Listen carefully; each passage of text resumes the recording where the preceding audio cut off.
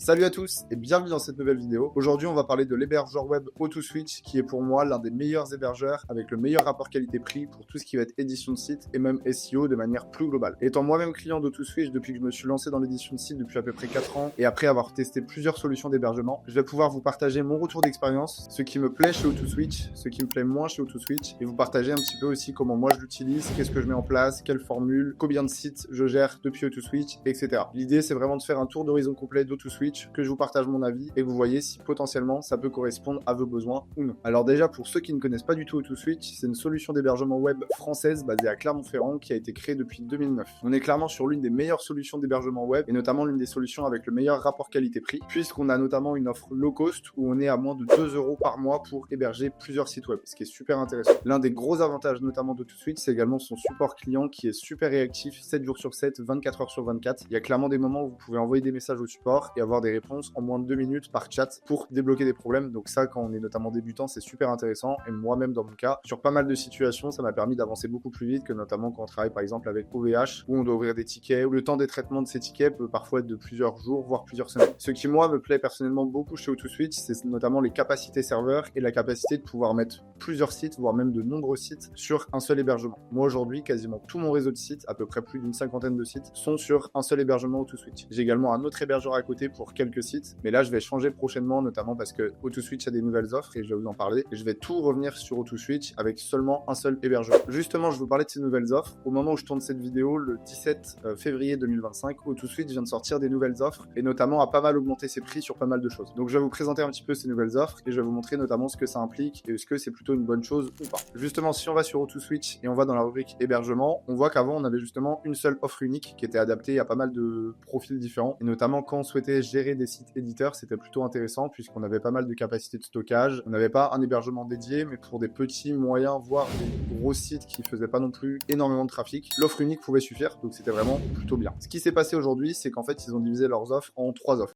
Pour ceux qui souhaiteraient tester O2Switch, vous avez 10% de réduction avec mon code promo Florentin10 en majuscule. On a l'offre gros qui justement correspond à l'ancienne offre unique où du coup on est passé sur un tarif de 7 € mensuel hors taxe. Là on voit qu'en ce moment justement ils sont en promotion pour la partie nouvelles offres, mais sinon le tarif sera de 7 € pour du coup l'ancienne offre unique. On a justement aujourd'hui une nouvelle offre, l'offre cloud, qui aujourd'hui du coup a un tarif de 16 € mensuel, mais l'un des avantages c'est que notamment ils ont une capacité en termes de ressources qui est énorme. Sur l'offre unique on avait seulement 4 lunes, aujourd'hui on en a 8, ce qui permet les lunes, on va le voir juste après, de bien diviser vos différents hébergements, vos différents sites pour éviter notamment les problèmes de hacking sur l'ensemble de votre serveur. On a 48 Go de RAM, donc ça c'est vraiment très puissant, 12 threads en CPU. Donc là l'offre cloud c'est vraiment une offre quand même assez intéressante sur laquelle on peut mettre beaucoup de sites, avec notamment des sites qui font du trafic puisqu'on a une capacité de stockage assez grosse. Moi c'est notamment ce que je vais faire. Aujourd'hui du coup j'ai une offre Grow chez O2Switch et j'ai une offre classique chez Hostinger. Ce que je vais faire c'est que je vais résilier chez Hostinger, je vais résilier mon offre Grow également chez O2Switch et je vais passer intégralement sur l'offre cloud en du coup prenant un seul hébergement web et en mettant tous mes sites dessus. Si vous avez besoin d'encore plus et notamment potentiellement pour des gros clients, ce genre de choses, on a également l'offre pro où là on est sur un tarif mensuel de 24 €, mais là encore avec une puissance encore plus grosse, 16 lunes, 64 Go de RAM, 24 threads en CPU, c'est vraiment des grosses capacités et vous avez notamment un maximum de ressources. Si justement du coup on parle principalement aux éditeurs de sites, pour moi les deux offres qui vont être le plus adaptées en fonction du stade où vous êtes, ça va être tout simplement de repasser à l'offre gros qui était l'ancienne l'offre unique mais qui a augmenté, ou alors tout simplement passer sur l'offre cloud si là vous commencez à avoir plusieurs sites à gérer qui commencent à faire pas mal de trafic. Comment ça se passe un petit peu du côté d'O2Switch? On va directement passer sur mon tableau de bord et sur mon cPanel pour que je vous montre un petit peu comment ça se passe, comment moi j'utilise, etc. La première chose à savoir, c'est que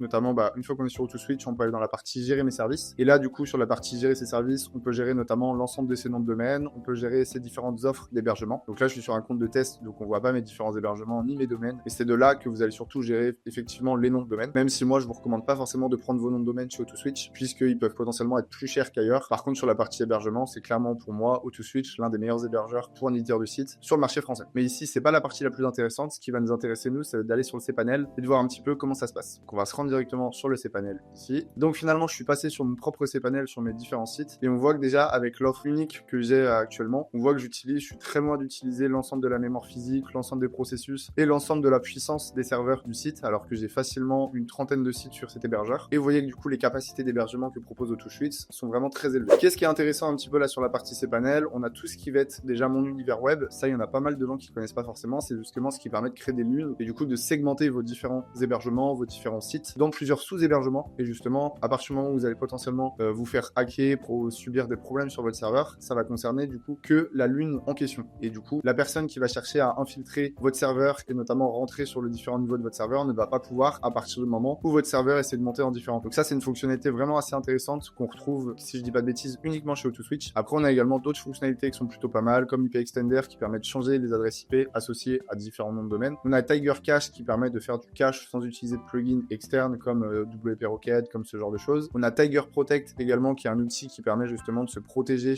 des hackings sur différentes fonctionnalités au niveau des noms de domaine, au niveau des hébergements, etc. Donc ça, c'est vraiment tous les outils qui sont exclusifs à AutoSwitch et que vous retrouvez pas forcément sur d'autres hébergeurs, des outils équivalents. Et après, là, on arrive sur les différentes fonctionnalités un petit peu plus classiques qu'on connaît sur la majorité des hébergeurs. Ici, toute la partie où vous pouvez gérer tout ce qui va être email associé à votre nom de domaine, créer vos boîtes mail, créer des redirections, mettre en place le routage des différents emails, mettre en place des réponses automatiques, filtrer automatiquement vos emails, spam, etc. Ici, on va avoir la partie fichier. Donc là, quand vous rentrez directement un petit peu sur l'équivalent de votre FTP, à partir du moment où vous avez des sites, vous pouvez rentrer directement dans les fichiers, notamment si vous souhaitez modifier votre HT access, ce genre de choses pour mettre en place des règles de redirection, par exemple. Ici, on a toute la partie outils, fonctionnalités par rapport aux bases de données. Ici, on a toute la partie pareil par rapport au domaine. Donc à chaque fois que vous souhaitez ajouter un domaine, il faut que vous passiez ici dans la partie domaine configuré pour configurer votre domaine et ensuite pouvoir mettre en place un site dessus. Là, on va avoir toute la partie mesure que moi j'utilise assez peu, mais pour suivre un petit peu toute la partie visiteur et statistiques de votre serveur. Toute la partie outils que j'utilise très peu également. Ici, on a toute la partie sécurité pour, par exemple, bloquer tout ce qui va être adresse IP. Si vous voulez pas que certaines adresses IP accèdent à vos sites, accèdent à vos serveurs, etc. Tout ce qui va être